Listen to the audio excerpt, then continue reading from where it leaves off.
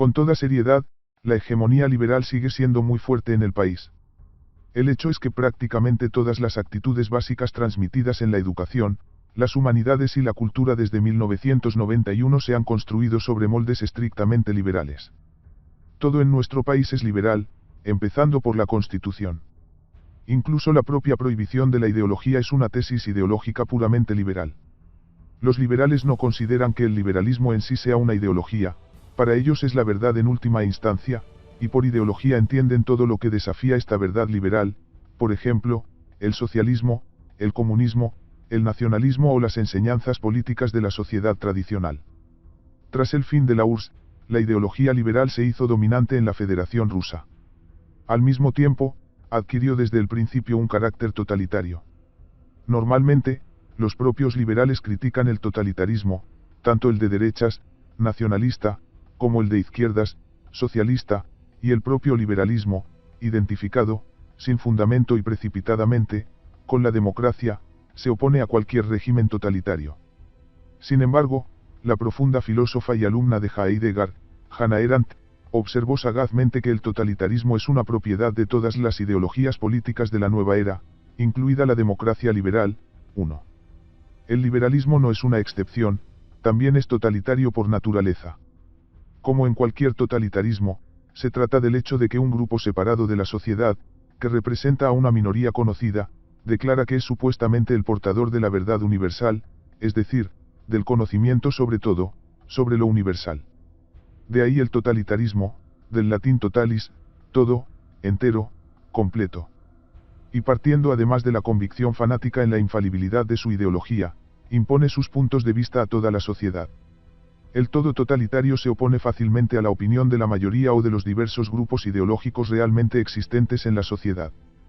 Por regla general, la cúpula totalitaria gobernante justifica su rectitud por el hecho de que supuestamente posee conocimientos sobre el sentido de la historia, tiene las claves del futuro, actúa en nombre del bien común, abierto solo a ella.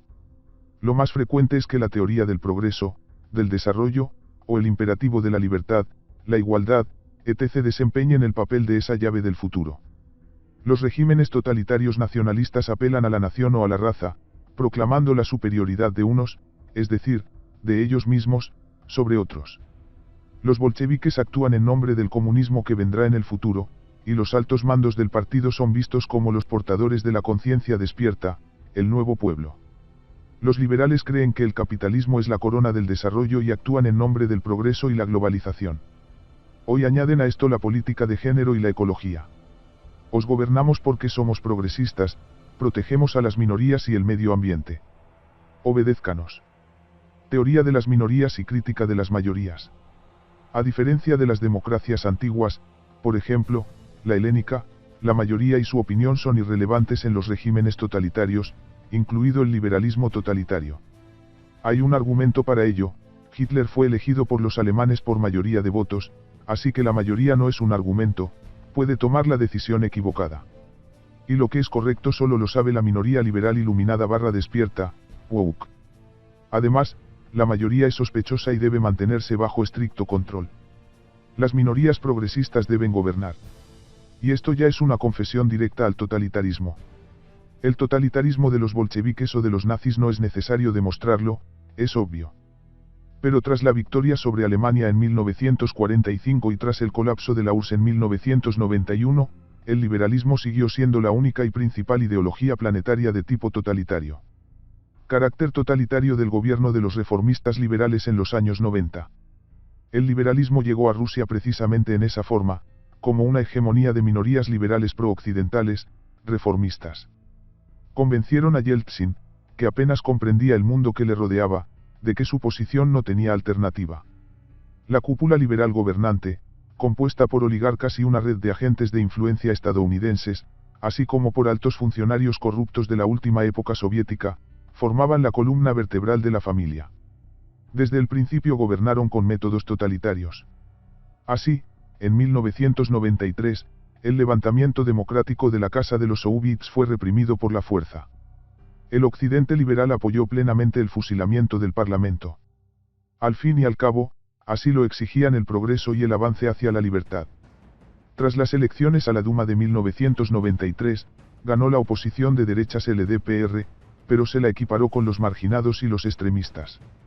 La mayoría no tenía ninguna importancia a los ojos de la familia. Chiranaevsky fue declarado primero Hitler, y luego reducido a la condición de payaso para desahogarse, es decir, para gobernar única e indiscriminadamente a un pueblo completamente descontento y desaprobador del rumbo liberal básico. En 1996, las elecciones fueron ganadas por otra oposición, esta vez de izquierdas, el CPRF. Una vez más, la cúpula liberal en el poder, que representaba a una minoría, no se dio cuenta. La mayoría puede equivocarse, argumentó esta minoría, y siguió gobernando sin fisuras sobre la base de la ideología liberal sin prestar atención a nada. El liberalismo estableció sus principios en la política, la economía, la filosofía, la sociología, la antropología, la jurisprudencia, la etnología, los estudios culturales, la ciencia política, etc. Todas las disciplinas humanísticas fueron completamente tomadas por los liberales y supervisadas desde Occidente mediante un sistema de clasificaciones, publicaciones científicas, índices de citas y otros criterios. De ahí no solo el sistema de Bolonia y la introducción de la USE, sino lo que es más importante, el contenido de las propias disciplinas científicas. El realismo de Putin frente a la hegemonía liberal. La llegada de Putin al poder ha cambiado la situación solo en el sentido de que ha traído el principio de soberanía, es decir, el realismo político. Esto no podía sino afectar a la estructura general del liberalismo en Rusia, ya que el dogma liberal niega por completo la soberanía y aboga por que los estados-nación sean abolidos e integrados en una estructura supranacional de gobierno mundial. Por ello, con la llegada de Putin, algunas de las minorías liberales más consecuentes y radicales se alzaron en oposición a él. Sin embargo, la mayoría de los liberales, sistémicos, decidieron adaptarse a Putin, adoptar una posición formalmente leal, pero seguir el rumbo liberal como si nada hubiera pasado. Putin simplemente compartió el poder con los liberales, él se quedó con el realismo, el ejército y la política exterior, y ellos con todo lo demás, la economía, la ciencia, la cultura y la educación. Esto no es exactamente liberal, pero es tolerable. Después de todo, en los propios Estados Unidos el poder fluctúa entre los globalistas liberales puros, Clinton, Obama, Biden, y los realistas, como Trump y algunos republicanos.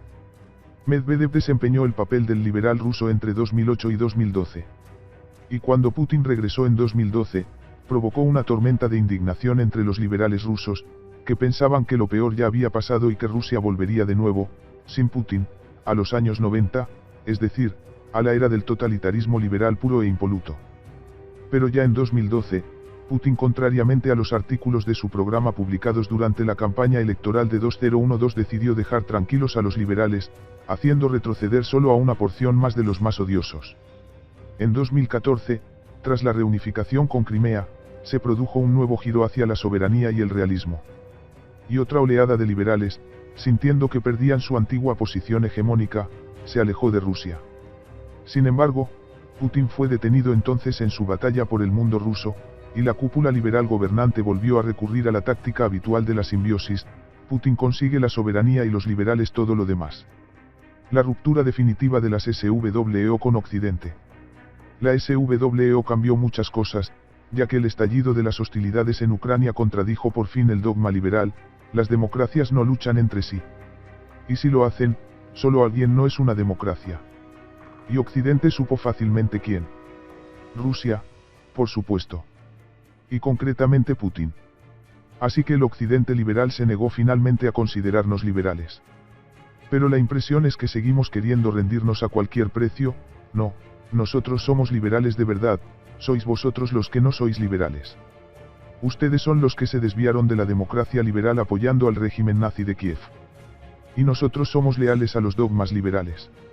Al fin y al cabo, incluyen el antifascismo, así que luchamos contra el fascismo ucraniano, como exige la ideología liberal.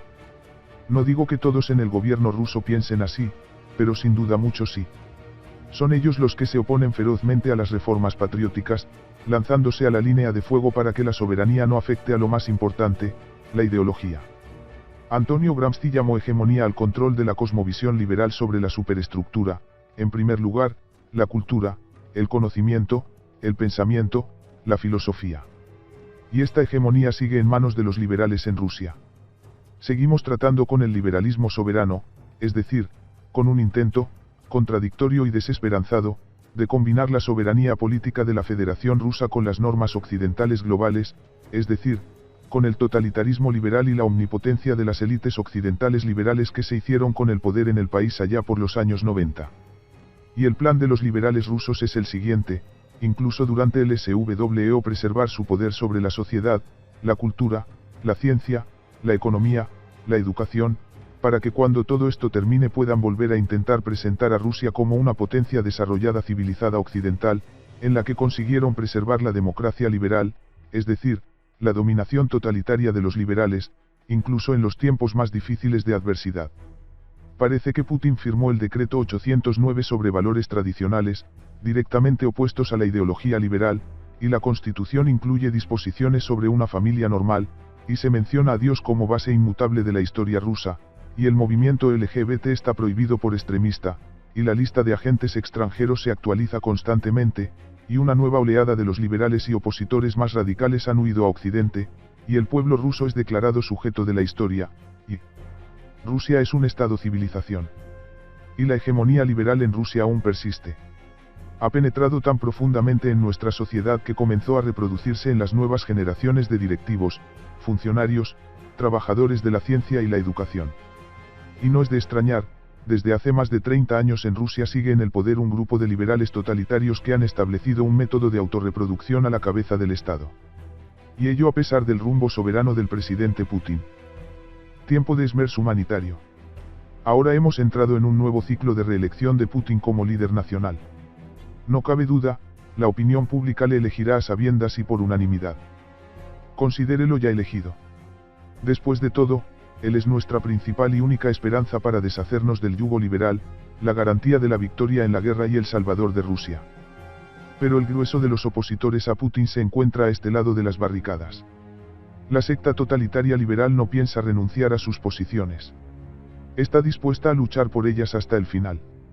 No temen a ninguna fuerza patriótica en política, no temen al pueblo, al que han aprendido a mantener bajo el banquillo so pena de severos castigos, no temen a Dios, no creen en él ni creen en el suyo, caído en desgracia, no temen a la rebelión. Aquí algunos intentaron mostrar desobediencia en verano. Lo único que les frena es Putin, con quien no se atreverán a tener un choque frontal. Por el contrario, los liberales sistémicos se concentran en su campo, aunque solo sea porque no hay otro. Pero el problema es muy agudo, es imposible justificar a Rusia como civilización, como polo del mundo multipolar, apoyándose en la ideología liberal y preservando la hegemonía de los liberales en la sociedad, a nivel de la autoconciencia pública, a nivel del código cultural. Necesitamos algo parecido al SMERS en el ámbito de las ideas y los paradigmas humanitarios, pero es evidente que no hay determinación, ni personal, ni instituciones, ni especialistas competentes formados para este fin. Después de todo, son los liberales los que han estado a cargo de la educación en Rusia durante 30 años. Se han asegurado bloqueando cualquier intento de ir más allá del dogma liberal. Y lo han conseguido, convirtiendo las humanidades en liberales o estériles. Los restos de los eruditos soviéticos y sus métodos, teorías y doctrinas no son una alternativa. En primer lugar, sus planteamientos están anticuados; en segundo lugar, ellos mismos los han olvidado desde su venerable época y, en tercer lugar, no se corresponden en absoluto con las nuevas condiciones civilizatorias. Y durante todo este tiempo, los altos liberales totalitarios han estado formando única y exclusivamente a sus propios cuadros. El liberalismo en sus formas más tóxicas impregna toda la esfera humanitaria.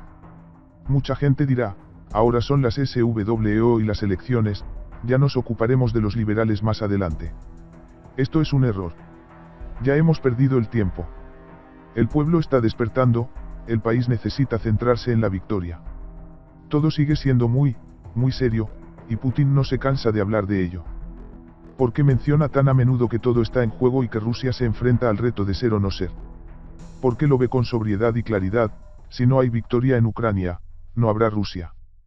Pero es simplemente teóricamente imposible derrotar a Occidente en Ucrania y preservar la omnipotencia totalitaria de los liberales dentro del país. Mientras estén aquí, incluso la victoria será pírrica. Por eso ha llegado el momento de abrir otro frente, un frente en el campo de la ideología, la visión del mundo y la conciencia pública. La dominación totalitaria de los liberales en Rusia, en primer lugar en el campo del conocimiento, la ciencia, la educación, la cultura, la definición de los valores de la crianza y el desarrollo debe llegar a su fin. De lo contrario, no veremos el siglo de la victoria.